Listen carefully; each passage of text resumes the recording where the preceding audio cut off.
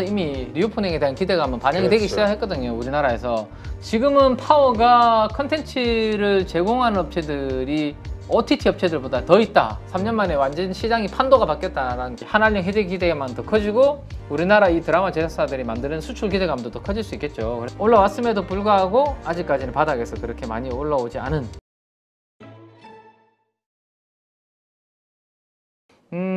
지난번에 이제 이런 부분들에 대해서 이제 한번 이야기를 제가 중국의 우리 KB증권의 중국 전략 담당하는 애널리스트 분하고 세미나 저녁에 하고 그 다음날 아마 개장된 방송에서 중국에서도 리오프닝에 대한 기대감이 지금 현지에서는 커지고 있다라는 소식도 이제 전달을 해드렸는데 봉쇄 완화와 함께 춘절 그다음에 리오프닝으로 가면서 이렇게 3월달까지 계속 완화되는 부분들이 지금 먼저 선반영이 되고 있다라고 보시면 되겠죠, 그죠? 지금 먼저 선반영이 되고 있고.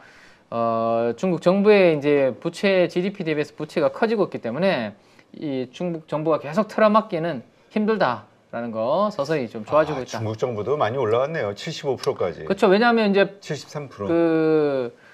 계속 한 가구에서 확진자 나오면 사실 그 가구만 봉쇄하면 되는데 그 아파트 전체 단지, 그죠? 그 동 이렇게 해버리니까 거기에 대해서 뭔가 지원을 해주다 보니까 지방정부, 중앙정부의 비용 자체가 많이 올라가고 거기에 대해서 GDP 대비해서 부채 비중이 최근 코로나 이후로 70% 넘어서면서 이게 만약에 내년도 3월달 이후로 계속 이렇게 되면 점점점 더 올라오면서 부담이 되겠죠. 그래서 이 부분 때문에 아마 이런 스케줄을 시장에서는 양회 정도 때까지 가면 리오프닝이 거의 되는 걸로 보고 있는 것 같습니다. 자, 그 다음에 이제 요거는 지난번에도 한번 간단하게 말씀드렸던 부분인데 12월 금투세 유예라든지 대주주 양도세 요건, 이 회피 물량 뭐 이런 부분들을 감안하면 연초 대비해서 많이 오른 종목들은 살짝 부담이 될 수 있는 그런 구간이에요. 그죠? 거기에다가 신용융자 잔고율도 높은 종목이 겹친다면 특히 예를 들어서 지난번에도 제가 한미글로벌 이야기 해드렸죠. 이게 새로운 내용이 나와주지 않는다면 전고점을 돌파해서 가는 거는 어렵고 주택 장반 왔는 걸로는 살짝 기술적 반등 정도는 기대해 볼 수 있지만 전혀 없던 내용이 새로운 게 아니다 보니까 임팩트가 더 큰 게 아니면 전고점 돌파하는 거 쉽지 않다라고 말씀드렸는데 이 종목도 연초 대비해서 수익률이 150%고 신용 잔고율 자체도 낮은 수준이 아니기 때문에 연말에는 그런 물량 부담이 나올 가능성이 있는 그런 종목군으로 보셔야 됩니다. 그래서 이런 것들 상승률이 좀 높은 종목들 코스피에서 이런 것들이 있고 코스닥에서는 상승률이 높고 신용 잔고율이 상대적으로 높은 종목들 노란색으로 제가 표시해 놨는데 중장비, 현대 에버다임, 그 다음에 네옴시티와 우크라이나 재건 관련된 유신, 그 다음에 미래나노텍은 그거죠. 2차전지, 리튬 가공 이런 것들이 관련된 내용들이니까 이런 부분들도 관련 종목들 보실 때 체크를 좀 하실 필요가 있겠습니다. 자, 그 다음에 이제 종목 이야기로 이제 한번 들어가 보면 지난주에 이제 우리가 이제 월요일 날 콘텐츠리 중앙에 대해서 이런 내용들로 이제 설명을 드렸고 지난주에도 우리가 재벌집 막내 아들부터 카지노, 그 다음에 아바타 이번 주 수요일날 개봉부터 해서 저도 이제 이번 주에 개봉하면 어떻게든지 표를 구해서 한번 볼 생각이거든요. 안표까지 구할 수 있죠. 어떻게든 구하신다면. 그러니까 어떻게든지 새벽이 되든지 조조가 되든지 조조 보면 조조도 그러니까, 꽉 차지 않았을까요? 그럴 가능성이 높은데 그래도 한 자리 정도는 누르다 보면 취소하시는 분도 있을 수 있으니까 한번 보고 제가 업데이트를 한번 해드리도록. 토요일날 여기서 조조 한번 같이 보십시다. 토요일이면 너무 늦죠. 수요일날 개봉하는데 투자자로서. 아니 조조가 몇 시죠? 시간은 조조는 7시 또 있고 한데 14일날 개봉하는데 토요일까지 기다리기에는 너무 제가 궁금하니까 14일 새벽을 알아봐야 되지 않을까. 근데 그래서 혹시 출근 여기 방송 시간이랑 조조 시간이랑 살짝 겹칠 수도 있다라는 거. 말도 안 되는 조져버려. 그러니까. 조조불라마 네, 조조불라. 네. 자, 그래서 콘텐츠리 중앙이 이러한 이슈들로 인해서 최근에 지난주 우리가 업데이트한 수급부에서 수급이 더욱더 상호펀드 중심으로 강하게 들어오면서 상승을 했다 정도 한번 보시면 될 것 같고요.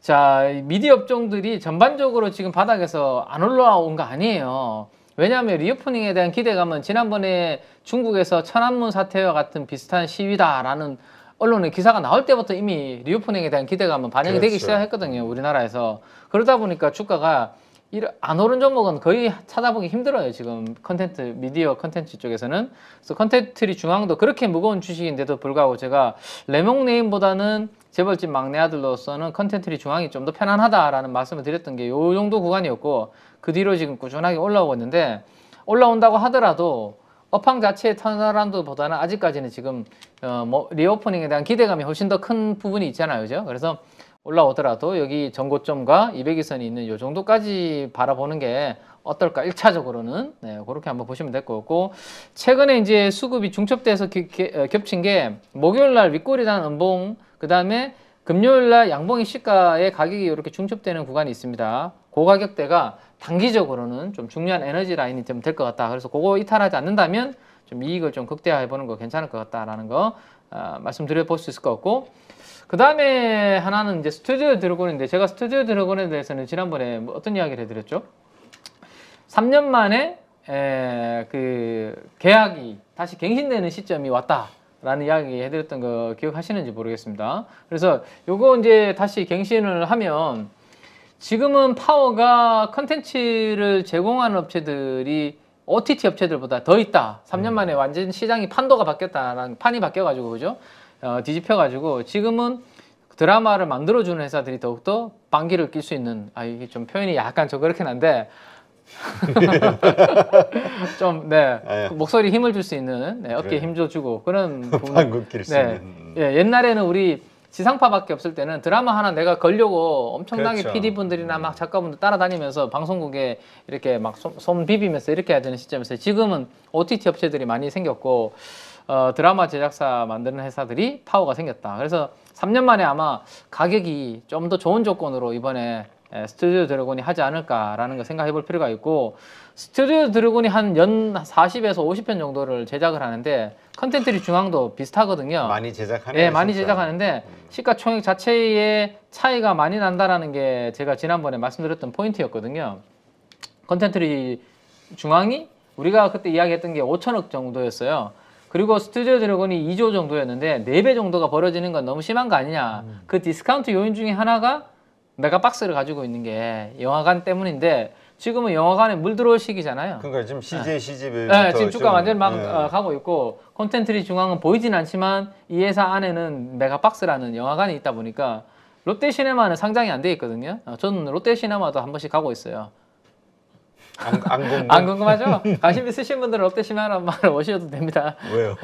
롯데시네마는 뭐 달라요? 롯데시네마가 뭐 어떻게 돼 있는다 궁금하면 롯데시네마는 극장이다, 극장이죠. 근데 그게 있어요. 그 프라이드 튀김, 그 프라이드랑 그 포테이토를 즉석에서 튀겨주는데, 하긴 거기서 뭐 팝콘하고 이런 예, 군것질로 돈 네, 버니까. 팝콘하고 그런 것들은 많은 분들이 아마 드셔보셨을 텐데, 직접 그 프라이드랑 그 튀김 프렌치 프라이는 안 드셔보셨을 것 같은데. 근데 극장 안에서 치킨 먹어도 돼요? 그거 가지고 들어갈 수 있으니까 다 그래요? 현장에서 팔죠. 네네. 근데 되게 따뜻하고 바삭하고, 저는 영화 보면서 또 네, 그 프라이드 한번 먹는 것도 괜찮더라고요. 네, 한번 드실 분들도. 아니 그거를 아껴서 그냥 저 넷플릭스 10,000원짜리 끊어요. 그냥 5,000원 아끼려고 그러지 말고. 그러네요. 그러네. 네. 치킨 건강에도 안 좋은 거. 근데 건강에 안 좋은 거? 튀김. 튀김은 안 좋긴 안 좋죠. 맞아요. 근데 뭐 어쨌든 영화 보면서 그런 즐거움을 빼면 섭섭하니까. 자, 아무튼 네. 그렇게 큰 기업들은 그런 게 있고, 작은 기업들한테는 제가 뭐라고 말씀드렸냐면, 이 A 스토리라든지 사만 엑스터스 같은 이런 시가총액 1,000억과 2,000억짜리들 있잖아요. 이런 기업들은 제가 연 몇 편? 한 5편 정도, 5편 정도가 이제 이 회사들이 제작을 할 수 있는 편수인데, 연 4편에서 한 5편 정도 만드는 회사가 시가총액이 1,000억대이다. 요거는 제가 봤을 때는 그렇게 좀 비싼 느낌이 안 든다라는 이야기를 계속 해드렸던 것 같아요. 근데 이제 A 스토리가 우영우부터 킹덤 뭐 하나씩 이제 좀 그런 부분들을 좀 보여줬죠. 제작 능력을 보여줬습니다. 근데 중국에서 이제 3생도 반영이 되고 25, 21인가? 저는 드라마 그거 보지 않았는데 오늘 발표됐잖아요. 아, 네, 그래요? 어젯밤에 또 오후에 발표가 됐죠. 우리나라 드라마 중에 25, 21인가? 아무튼 뭐 그 드라마가 오늘부터 또 중국에서 OTT에서 방영된다는 소식이 또 하나 있거든요. 그러면 이제 이 한알령 해제 기대감만 더 커지고 우리나라 이 드라마 제작사들이 만드는 수출 기대감도 더 커질 수 있겠죠. 그래서 컨텐츠 이런 부분들을 감안하면 제 생각에는 어쨌든 3천억 정도까지는 그래도 한번 1,000억대에서 3천억 정도까지는 가는 그림. 그래서 지난주 금요일 날 페넨트도 주가가 올랐는데도 아직 1,300억, 사마넥테스도 1,300억 뭐 이런데 아직까지는 조금 더 올라갈 수 있는 흐름이 있지 않을까 싶고 페넨터는 내년도에 요즘 웹소설, 웹툰 이런 것을 원작을 기반한 드라마들이 히트가 잘 치죠. 그래서 그게 결국 이게 생태계가 참 우리의 창의력이 뛰어난 것 같아요. 그게 있으니까 자꾸 드라마, 영화가 나오고 웹툰, 웹소설. 그래서 내년도에 이 펜엔터테인먼트가 웹툰과 웹소설을 기반으로 한 5편의 드라마 제작이 지금 또 예정이 돼 있거든요. 일단은 스토리 자체가 어쨌든 뭐 탄탄할 거 아닙니까, 이 웹소설, 웹툰에서 히트 쳤던 것들은. 그래서 이 시가총액 1,300인데 최근에 주가가 많이 올라왔기 때문에 단기적으로 뭐 따라간다기보다는 어쨌든 뭐 한번 좀 눌림목이 나오거나 조정이 나올 때 이런 것들도 내년도에 그런 부분들이 있구나 정도 알고 계시면 좀 좋지 않을까 싶네요. 네. 강큐님, 극장에는 손잡고 은큼한 짓 하러 간다고. 그건 뭐 젊었을 때 이야기고. 젊었을 때. 네. 그래요. 지금은 혼자 보는 게 제일 좋은 것 같아요. 아무도 간섭 안 하고. 그래요, 맞아. 혼자 조용히. 그래서 이 중년으로 갈수록 자기만의 공간이 필요하다 그러더라고. 혼자서 몰입할 수 있는. 네. 그래서 저도 저 혼자 그냥 볼게요, 대표님. 대표님도 혼자 보십시오. 갑자기 서운하네.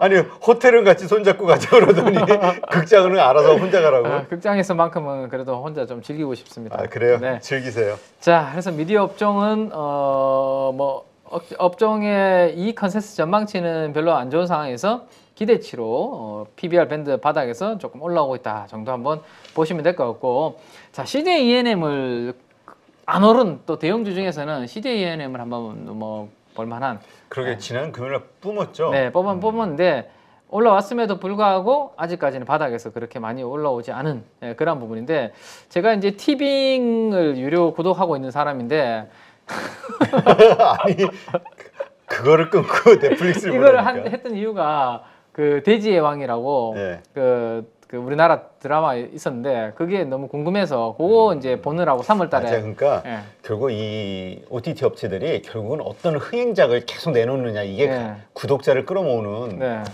근데 이거 어떻게 해지하는지를 잘 몰라가지고 네이버를 통해서 이 티빙을 하게 됐는데 이거 그냥 모르겠다 싶어서 지나왔는데 아무튼 몇 개월이 유지가 된 것 같아요. 아무튼 요게 이제 내년도에 그 다음에 앞으로 구독자 수가 좀 늘어나지 않겠나. 그 다음에 CJ ENM이 어쨌든 우리 TVN이라든지 이랑 관련된 컨텐츠를 대량 보유를 하고 있는 부분이 있죠. 그래서 CJ ENM이 바닥에서 조금 살짝 회복되고 있는데 적어도 여기 200일선이 있는 구간까지는 전고점까지는 CJ ENM도 좀 더 올라갈 수 있지 않을까. 최근에 보시면 상하펀드와 연기금을 중심으로 수급이 아주 강하게 좀 들어오고 있는 대표적인 회사고, 그 다음에 이제 이 그 회사는 새로운 대표 회사에 대한 기대감이 좀 많이 있는 것 같아요. 그래서 수익성이 얼마나 좋아지는지 그 부분을 시장에서는 관전 포인트로 좀 보고 있다라고 보시면 될 것 같아요. 네.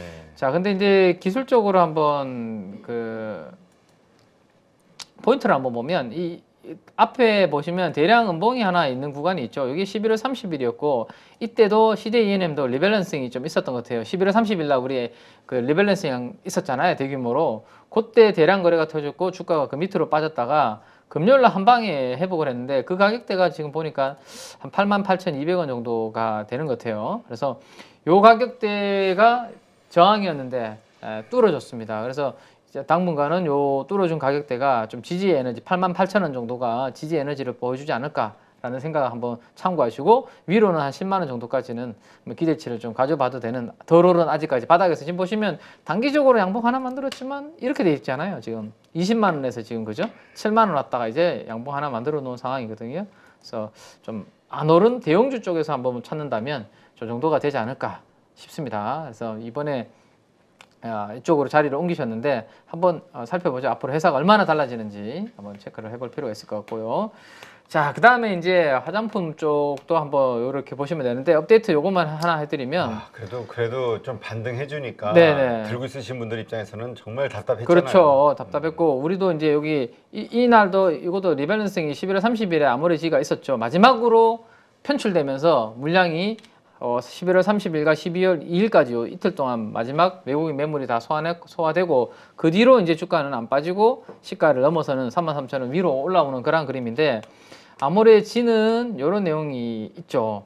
중국의 리오프닝이 되면 이 중국의 관광그룹인 CTG에 대해서 투자를 많이 해놨기 때문에 이 회사가 중국의 리오프닝의 최대 수혜주다. 근데 기업의 가치가 올라간다. 그러면 여기에 투자를 해놨으니까 거기에서 수익을 낼 수 있는 그런 부분이 좀 있다라고 보시면 될 것 같아요. 그래서 최근에 이 중국의 CTG 그룹의 주가가 이렇게 리오프닝에 대한 기대감을 올라왔고 이 지분을 아모레지가 한 4% 정도 보유를 하고 있는 부분도 하나의 포인트가 되고 있는 것 같고 뭐 기타 로드샵 브랜드라든지 다른 쪽에 뭐 지분 가치를 감안해도 아모레지의 시가총액은 그렇게 비싸지 않은 그래서 제가 33,000원이라는 그 가격대를 라인으로 위로 올라가면 긍정적인 33,000원 아래로 내려오면 보수적으로 관리를 해야 되는 가격대 말씀드렸습니다. 그런 부분 참고하시고요. 그 다음에 지난주에 우리가 이제 그 코스피 200과 코스닥 150 정기 변경으로 인해서 8일날 리밸런싱이 되었는데 이게 이제 편출이 되면서 쇼커버가 들어올 수 있다라는 말씀드렸죠. 이제 더 이상 공매도가 칠 수 없고 오히려 쇼커버 들어올 수 있다라는 말씀드렸는데 삼양홀딩스 데브 시스테지가 대표적인 종목이었습니다. 삼양홀딩스가 금요일날 6% 상승을 했고요. 이 목요일날 음봉의 시가 여기가 중요한 리스크 관리 가격이라고 보셔야 될 것 같아요. 그거 이탈하면 바로 리스크 관리 필요하고요. 데브 시스테지도 마찬가지입니다. 금요일날 둘 종목 다 약간 쇼커버적인 성격이 들어오면서 주가는 올라오는 그러한 그림이 되었다 정도 참고하시고 마지막으로 5G 이야기 간단하게 좀 해드리면 우리가 이제 지난주 금요일날 미국에서 네트워크 장비에서 하나가 실적 잘 나와서 20% 올랐다라고 말씀드렸고 그럼 우리나라 5G 관련주들도 혹시나 또 반사 이익이 좀 약간 분위기가 좋아질 수 있을지 한번 체크해보자라고 말씀드렸는데 장중에 이 기사가 올라왔다가 기사가 사라졌고 저녁에 다시 이 기사가 올라왔어요.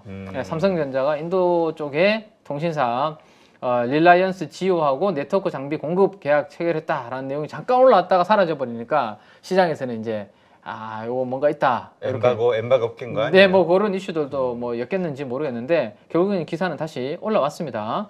자, 그래서 삼성전자 쪽으로 직납하는 업체 중심으로 이제 관심을 한번 가져볼 수가 있다라는 내용인데. 과거에 2019년도 국내 투자할 때는 그 KMW가 대장주였고요. 지금 보시는 것처럼 그래프 보시면 19년도에 KMW가 아주 강하게 움직였죠. 그 다음 사이클이 2020년도에 미국 투자 사이클에서는 에이스테크가 이렇게 올랐습니다. 근데 그 뒤로는 이제 코로나 때문에 전반적으로 투자가 안 됐었죠. 근데 최근에 이제 좀 인도향 쪽으로 수주 기대감이 올라오고 있고 삼성전자 쪽으로 직납하는 업체 중심으로 좀 관심을 가져봐야 되지 않나라는 게 여의도의 시각인 것 같습니다. 그래서 요 표를 한번 가진 여러분들은 참고를 해보시면 좋을 것 같아요. 안테나 쪽으로 삼성전자 쪽에서 직납하고 있는 회사는 에이스테크. 그 다음에 작은 종목으로는 기가레인인데 기가레인이 최근에 좀 강한 이유가 뭐냐면 이게 5G를 하고 있는데 이 회사는 5G뿐만 아니라 뭐에 걸려있죠? 네옴시티 막 그쪽으로도 관련주로 그래요. 여기에만 걸리는 게 아니라 문어발적으로 지금 걸려있다 보니까 기가레인이 작은 종목으로 최근에 탄력 있는 움직임이 좀 있는 것 같아요. 그 다음에 뭐 통신장비의 껍데기인 함체를 만드는 서진 시스템도 여기에 들어가 있다 정도까지 보시면 각각 이 안테나를 하는 역할들도 이렇게 이미지를 넣어드렸으니까요. 그 부분도 한번 참고해 보시면 되겠습니다. 최근에 통신장비의 이익 추정치가 이렇게 바닥에서 올라오고 있는 이유가 조금 전에 말씀드렸던 그런 부분들에 대한 기대치가 좀 반영이 되고 있다라고 보시면 될 것 같고요. 그 다음에 이제 마지막으로 기판 쪽에 대덕전자, 뭐 심텍 이런 종목들도 쭉 있잖아요. 근데 기판 관련주 중에서도 통신용 기판을 주로 하는 회사가 이스페타시스죠. 그래서 5G 관련해서 얘네들의 분위기가 조금 더 낙폭 과대 섹터라서 좀 좋아지고 올라온다. 그러면 통신용 기판에 대한 수요도 당연히 증가할 거니까 기판 내에서도 지금 당장은 단기적으로는 이스페타시스 정도까지 볼만하지 않을까. 여기까지 한번 말씀을 드리면 될 것 같네요. 네.